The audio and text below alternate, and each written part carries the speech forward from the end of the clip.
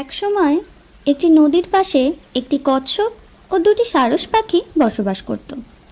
তাদের তিনজনের ছিল খুব ভালো বন্ধুত্ব। নদীতে মাছের সংখ্যা ধীরে ধীরে কমে যাওয়ার কারণে সারস পাখি দুটি সেখান থেকে চলে যাওয়ার সিদ্ধান্ত নিচ্ছিল। এর কথাবার্তা শুনে কচ্ছপটিও তাদের সাথে যাবার অনুরোধ করল, কিন্তু কচ্ছপ তো উঠতে পারে না, তাই সারস পাখি দুটি তাকে মানা করে দিল। কচ্ছপের অনেক জোরাজুরির কারণে সারস পাখি দুটি রাজি হয়ে গেল তাকে নিয়ে যাওয়ার জন্য।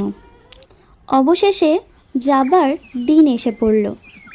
সারস দুটি তাদের ঠোঁট দিয়ে একটি লাঠি ধরে কচ্ছপকে মুখ দিয়ে লাঠিটি ধরে রাখতে বলল এবং সাবধান করল সে যেন মুখ না খোলে, লাঠিটি যেন না ছেড়ে দেয়, তাহলে তার বিপদ হতে পারে। তারা উঠতে শুরু করলো। একটি গ্রামের ওপর দিয়ে যাবার সময় গ্রামের কিছু লোক অদ্ভুত দৃশ্য দেখে তারা কথা বলতে লাগলো। কচ্ছপটি উৎসাহিত হয়ে কথা যখনই সারসদের বলতে মুখ খুলল, তখনই আকাশ থেকে নিচে মাটিতে পড়তে শুরু করলো। অবশেষে মাটিতে পড়তেই কচ্ছপটি মারা গেল সেই স্থানে। বন্ধুরা, আজকের গল্প থেকে আমরা কি শিখলাম?